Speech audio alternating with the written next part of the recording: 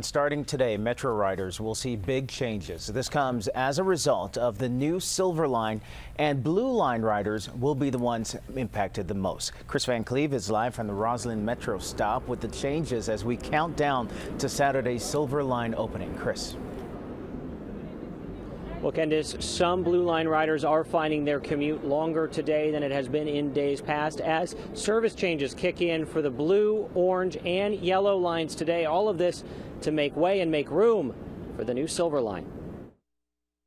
If you felt like fewer Blue Line trains pulled into stations this morning, you were right. They're running every 12 minutes now. That's 2 fewer an hour during rush periods as Metro makes service changes to accommodate the coming Silver Line. And some Blue Line riders will have a longer commute. The average Blue Line rider's wait will increase by 2 minutes. Also changing today, the 3 westernmost Orange Line stations will now see fewer trains during rush, 1 every 6 minutes. I think we're going to see trains full up already at West Falls Church. So by the time it gets to where the Silver Line would be, you're going to have people offloading because there won't be enough room. I am concerned about overcrowding. I know Orange Line is really busy in the morning time. Metro crews expect some of that crowding to ease next week as passengers switch to Silver. Today, simulated Silver Line service gave WMATA crews time to familiarize themselves with the new line, while contractors work to complete last-minute punch list items. But the Silver Line is still on track to open Saturday, which did not help tourist Jamie Henry get her kids to the Smithsonian today. Well, we thought that we should take the Silver Line to get in, and it's not running. So we're kind of confused on where to go right now. We understand that there will be some adjustment period, but we're pleased with the way that this morning went. No significant crowding. The operation ran well, so that certainly is a good sign. And Metro says 37% of riders will find shorter wait times because of the service changes and the addition of the Silver Line. 53% will see no change in their wait times. That leaves about 10% who will find longer wait times because of these changes. Half of that figure coming from Virginia-bound riders on the Blue Line. Now, for folks that do ride the Blue Line, we have more information online about ways you can maybe cut down your commute time. Additional options Metro has added either on the Yellow Line or with new bus service. All of that at WJLA.com. We are live in Arlington tonight. Chris Van Cleve, ABC 7 News. All right, Chris, the big opening, of course, on Saturday. A year delayed, but a lot of people looking forward to it. Definitely. Well, today was a perfect day to just skip public transportation and just go for a walk instead. Exactly. Take a bike ride, something like that. So what's in store for tonight? Let's check in with our chief meteorologist, Doug Hill, for a first check of the forecast. Hi, Doug. Hi there. Yeah, a little bit muggy out there, but all things considered, temperatures below average, a little bit of sunshine, rain chances south and east or south and west of the city, a couple little sprinkles. Let's get to it. First up, and give you a view from the view in Laurel right now, Plotty High School. Some sunshine, but a considerable high cloudiness around the area, common all across the reading, outside the Belford Furniture Center and everywhere else you look. And now we've got a few little showers popping, mainly southwest, west, and south of the metro area. I think they'll diminish the closer we get to sunset. We'll have more chances tomorrow, and very slowly the next couple days it'll become a little warmer, a little more humid, and each day our chances of showers and thunderstorms will start to creep up until a cold front comes our way on Thursday. 84 at Reagan National, the warm spot locally, 81 in Frederick, 80 degrees in Annapolis, 82 in Fredericksburg. Dew point temperatures, they're starting to creep up, and that's how we're getting the mugginess. So for this evening, an isolated shower, otherwise partly sunny skies. Overnight, things will calm down, just kind of muggy and cloudy. Lows rather, 67 to 73. We'll look ahead for the next 7 days for you in just a couple of minutes, Allison. And we'll see you then, Doug. Thank you. Well, Johns Hopkins Hospital has now agreed to pay out $190 million as part of a settlement with more than 8,000 patients. This settlement comes after a gynecologist at the hospital secretly videotaped women and girls during their medical exams. Richard Reeve live from Johns Hopkins tonight with the details on this. Rich? Allison, one of the attorneys today called this a case of a betrayal of trust, that delicate trust between patients and doctors. Keeping in mind there were explicit photographs and videos involved here. And today we learned some of the victims were children. The proposed $190 million settlement is the largest ever involving alleged sex abuse by one doctor. In this case, now deceased Johns Hopkins gynecologist Nikita Levy, accused of secretly videotaping and photographing thousands of patients during exams. This class action involves sexual abuse. It also involves shocking invasions of privacy. Up to 8,000 patients are parties to the settlement, Investigators believe Levy used surveillance cameras, pen cameras, even key fob cameras to take the explicit images, about 1,000 of which were stored in a computer. A breach of faith, a breach of trust, a betrayal.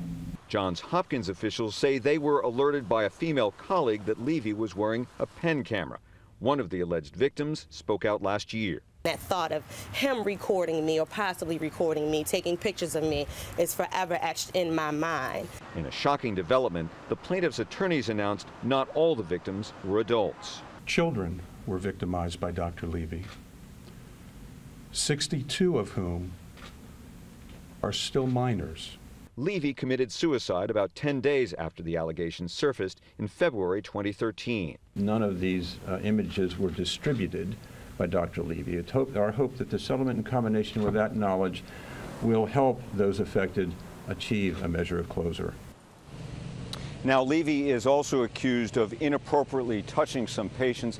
As we've been saying, this is a proposed settlement. There will be a fairness hearing in about a month where some of the victims can speak out. After that, a judge will make decisions about money awards in this massive settlement. Live from Baltimore, Richard Reeve, ABC 7 News. Thank you, Rich.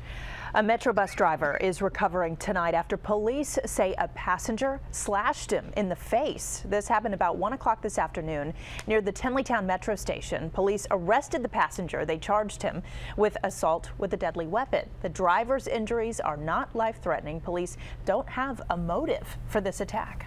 Allison, there were several developments today in the Malaysia Airlines downing. The Malaysian Prime Minister says the rebels have promised to return the black boxes. The UN also passed a Russian-backed resolution calling for an international investigation, and the majority of the victims' bodies are now on their way to their loved ones. 4 days after the plane crash, there's finally movement. Literally. A team of Dutch inspectors surrounded by armed rebels was allowed to examine the hundreds of bodies stacked inside train cars near the crash site. I have watched the train and the wagons, and I think the storage of the bodies is good of quality. Moments later, the train was seen departing for a city controlled by the Ukrainian government, and the bodies will be flown to the Netherlands. That same Dutch forensic team visited the site where the Boeing 777 went down following a missile strike. But many leaders in the West say the rebels continue to delay the investigation.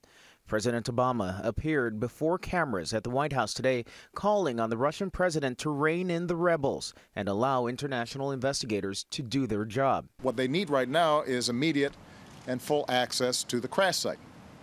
They need to be able to conduct a prompt and full and unimpeded, as well as transparent, investigation. After days of relative quiet in the Ukrainian civil war, the sort of fighting that resulted in the plane's downing returned.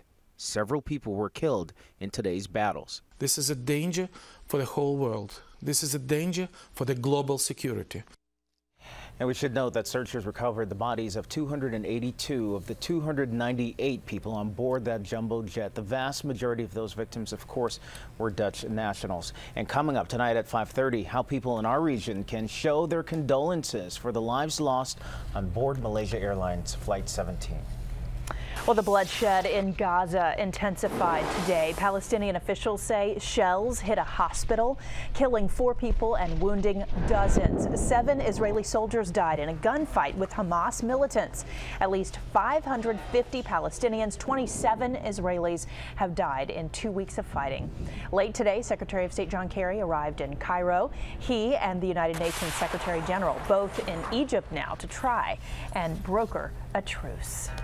Well, coming up, he spent years in a D.C. jail for a rape and murder that he did not commit. His name is now clear, and he's telling his story to Sam Ford. Plus, caught on camera, an arrest turns deadly in New York City. Tonight, the police officers involved may not be the only ones under investigation. And hundreds of people are now out of a job after a longtime Virginia business abruptly closes its doors. The president had an event here in Northwest at a school today. He took some questions. One of them was unexpected. It was about D.C. statehood. Hear what he said in reply coming up.